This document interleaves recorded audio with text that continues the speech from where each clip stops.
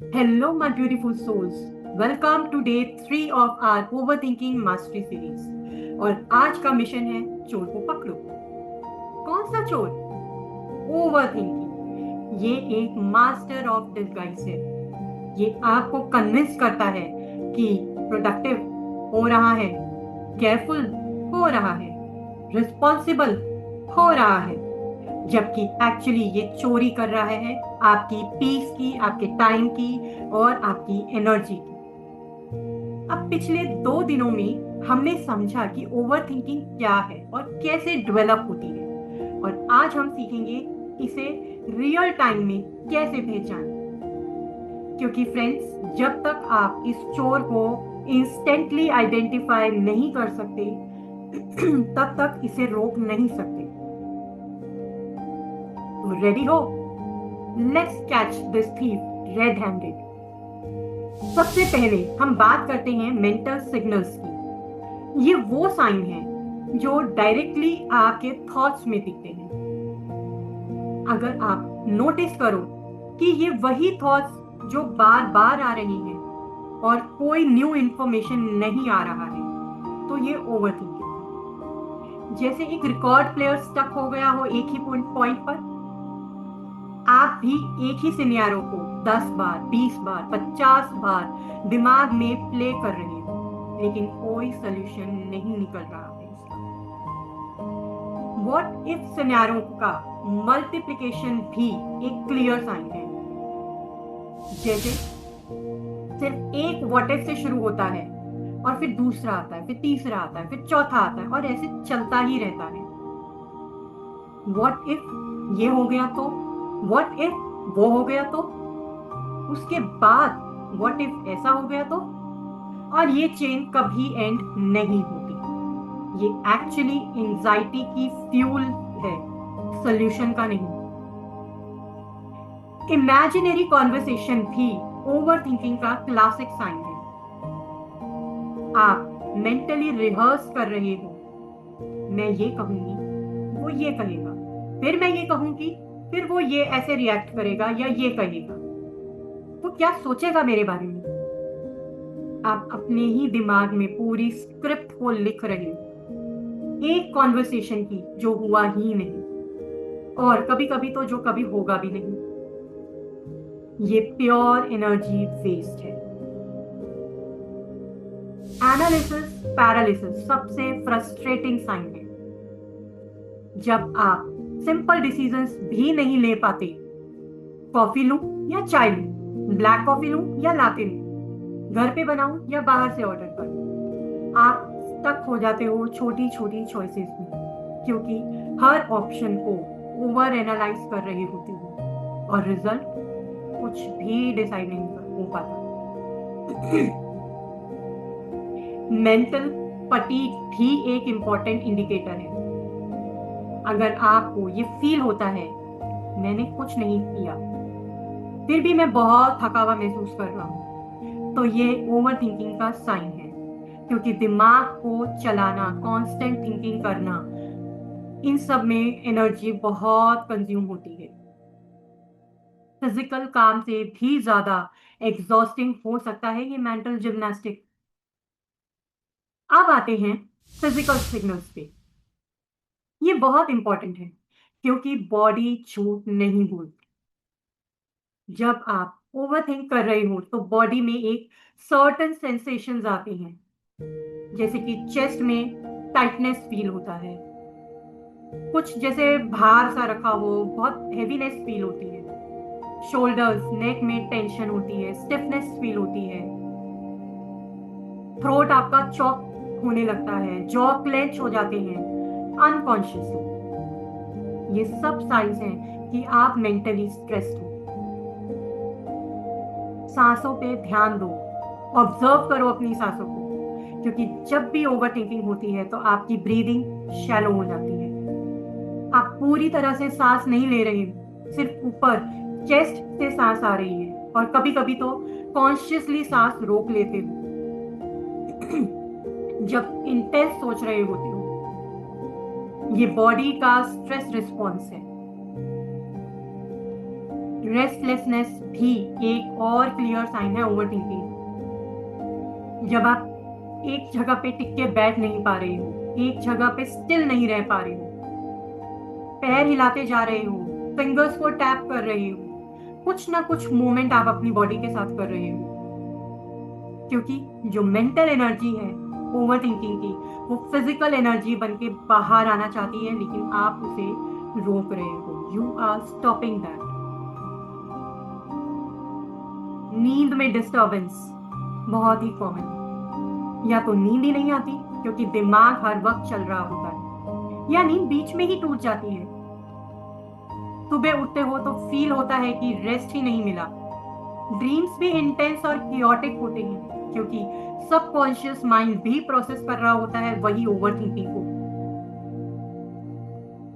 Digestive issues भी होते हैं, स्टमक में अनईजीनेस, एसिडिटी या फिर भूख ही नहीं लगना, क्योंकि जब स्ट्रेस हार्मोन्स रिलीज होते हैं ओवर थिंकिंग की वजह से तो डाइजेस्टिव सिस्टम हमारा स्लो हो जाता है। बॉडी सोचती है कि इमरजेंसी मोड है तो डाइजेशन प्रायोरिटी नहीं है।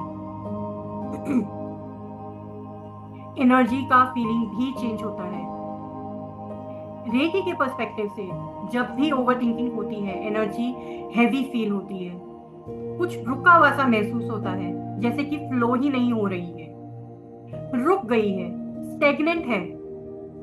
कुछ लोगों को तो फिजिकली हैवी फील होता है, जैसे बॉडी में वेट का बढ़ जाना या बहुत कम हो जाना। इमोशनल सिग्नल्स भी इक्वली इंपॉर्टेंट है। एंजाइटी बिना क्लियर रीजन के आ जाता है। आपको फिजिकली कोई डेंजर नहीं है, प्रैक्टिकली सब कुछ ठीक है, फिर भी एक एंशियस फीलिंग कॉन्स्टेंटली रहती है। ये ओवर थिंकिंग का इमोशनल बाय प्रोडक्ट है। कॉन्फिडेंस कम हो जाता है। मैं कर पाऊंगी या नहीं, मैं सही कर रही हूँ, कुछ गलत तो नहीं कर रही, मैं केपेबल हूं या नहीं। ये सारे डाउट कॉन्स्टेंटली रहते हैं और हर डिसीजन पे आप सेल्फ डाउट करते हो। ये ओवर थिंकिंग का डायरेक्ट इफेक्ट है सेल्फ एस्टीम पर।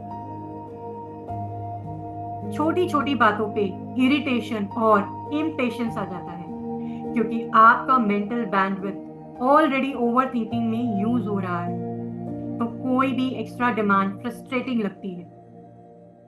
ट्रैफिक में थोड़ा सा फंस गए तो गुस्सा आ गया, कोई बात नहीं सुनी किसी ने तो स्नैप कर दिया। ये साइंस हैं कि मेंटली ओवरलोडेड हो। ओवरवेल्म की फीलिंग भी होती है।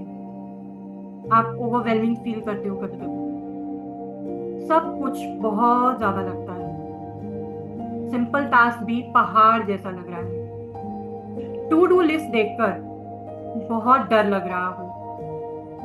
ये क्योंकि ओवर थिंकिंग ने ऑलरेडी आपकी एनर्जी ड्रेन कर ली है, तो एक्चुअल काम करने की कैपेसिटी कम हो जाती है।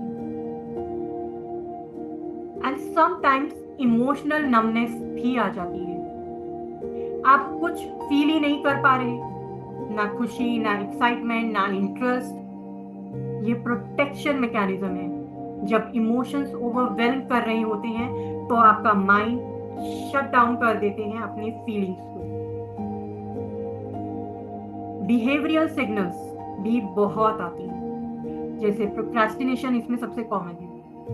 पहले सोच लूं, प्रॉपरली प्लान कर लूं, फिर काम करेंगे, पहले परफेक्ट हो जाऊं फिर करेंगे। और ये आपका लाइफ का मंत्रा बन जाता है, लेकिन एक्चुअली में आप एक्शंस को अवॉइड कर रहे हो क्योंकि ओवर थिंकिंग ने आप पैरालिसिस क्रिएट कर दिया है आपके अंदर।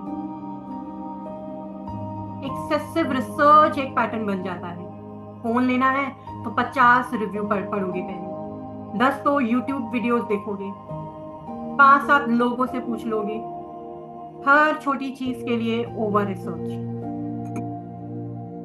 ये है डिसीजंस को अवॉइड करने का सोफिस्टिकेटेड तरीका।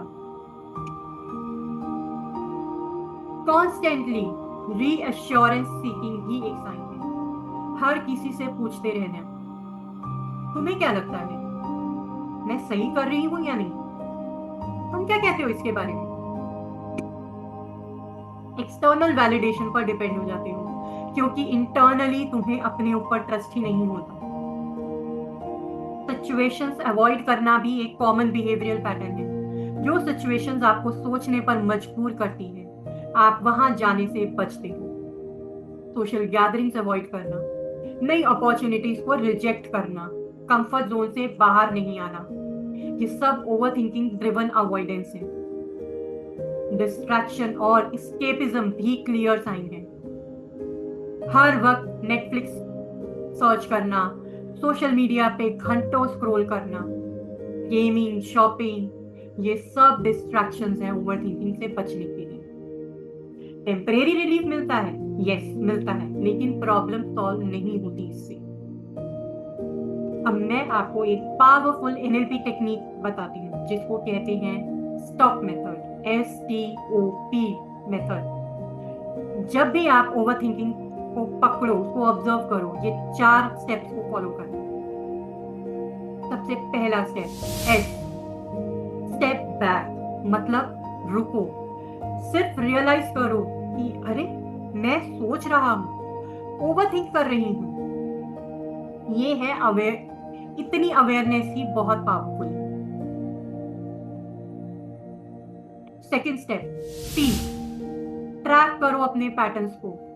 ये लूप कहां से शुरू हुआ, ट्रिगर क्या था, कौन सा थॉट पहले आया। जब आप ट्रैक करते हो अपने थॉट्स को, तब आप ऑब्जर्वर बन जाते हो, विक्टिम नहीं रहते। तीसरा O, ऑब्जर्व विदाउट जजमेंट। हाँ, मैं ओवरथिंक कर रही हूं, इट्स ओके। ये कंपैशनेट एक्सेप्टेंस है। अपने आप को ब्लेम मत करो, सिर्फ ऑब्जर्व करो। Fourth P, presence check. Body और ब्रेथ पे वापस आओ, महसूस करो अपने पैर जमीन पर, फील करो कि आपके पैर जमीन पर हैं। अपनी सांसों को नोटिस करो, प्रेजेंट मोमेंट में एंकर करो अपने आप। रेकी के पर्सपेक्टिव से एक एनर्जी चेक इन भी करते हैं। अपना हाथ अपने हाथ पे रखो, कुछ सेकंड के लिए बस फील करो एनर्जी की क्वालिटी क्या है, फ्लो हो रही है या नहीं, रुकी हुई है या चल रही है, हैवी फील हो रहा है या लाइट, स्मूथ है या रफ, कौन सा चक्र ब्लॉक फील हो रहा है। और यूजुअली या तो थ्रोट चक्र आपका ब्लॉक होता है, या थर्ड आई चक्र, या सोलार प्लेक्सस चक्र जो आपके नेवल से 2 इंच ऊपर होता है। ज्यादातर इन्हीं में ब्लॉकेजेस फील होती है जब भी आपको ओवरथिंकिंग होती है। सिर्फ उसे नोटिस करो, कोई जजमेंट नहीं। अब बात करते हैं पर्सनल ट्रिगर्स मैप की। हर किसी के अपने स्पेसिफिक ट्रिगर्स हैं जो ओवरथिंक को एक्टिवेट करते हैं, और इसमें कॉमन कैटेगरीज हैं। सोशल सिचुएशंस जैसे कि पार्टी में जाना, नए लोगों से मिलना, पब्लिक स्पीकिंग, वर्क और करियर डिसीजंस जैसे जॉब चेंज करना चाहिए या नहीं, इंक्रीमेंट मांगना चाहिए या नहीं। रिलेशनशिप में वो मुझसे नाराज तो नहीं है, मैंने कुछ गलत तो नहीं कह दिया, हम ठीक है ना। मनी मैटर्स में पैसे कैसे मांगे मैनेज होगा, सेविंग्स इनफ है या नहीं, इन्वेस्टमेंट करना चाहिए या नहीं। हेल्थ कंसर्न में ये सिम्टम्स सीरियस तो नहीं है, डॉक्टर के पास जाना चाहिए। फ्यूचर प्लानिंग में 5 साल के बाद क्या होगा, सही पाथ पे हूं या नहीं। ये सब सिम्टम्स हैं। अब मैं चाहती हूं कि आप एक प्रैक्टिकल एक्सरसाइज करो। अगले 24 घंटे में अपना ओवरथिंकिंग का ट्रैकर बनाओ। हर बार जब भी आप ओवरथिंकिंग को पकड़ो, तुरंत नोट करो 3 चीजों। सबसे पहला, ट्रिगर क्या था, कौन से सिचुएशन या थॉट से ये शुरू हुआ था। दूसरा, बॉडी में कहां फीलिंग आ रही है, कौन सा फिजिकल सेंसेशन था। तीसरा, कौन सा इमोशन आया, एंजाइटी थी या फियर था या कंफ्यूजन था। ये सिंपल एक्सरसाइज आपको इतनी क्लैरिटी देगा कि आप खुद हैरान हो जाओगे। आप अपने पैटर्न्स देखोगे, ट्रिगर्स को आइडेंटिफाई करोगे और अवेयरनेस ऑटोमेटिकली इंक्रीज होगी। और ये अवेयरनेस ही ट्रांसफॉर्मेशन की पहली सीढ़ी है। तो कल डे 4 में मैं आपको देने जा रही हूँ सबसे powerful technique, NLP method, reiki protocols, instant pattern interrupt, exactly वही टेक्निक जो मैंने खुद अपने ऊपर अप्लाई करी है। एंड सीरियसली ये आपके लिए गेम चेंजर होने वाला है। और ये टेक्निक एक्चुअली में काम करती है, ट्रस्ट मी। तो फॉलो करना मत भूलना।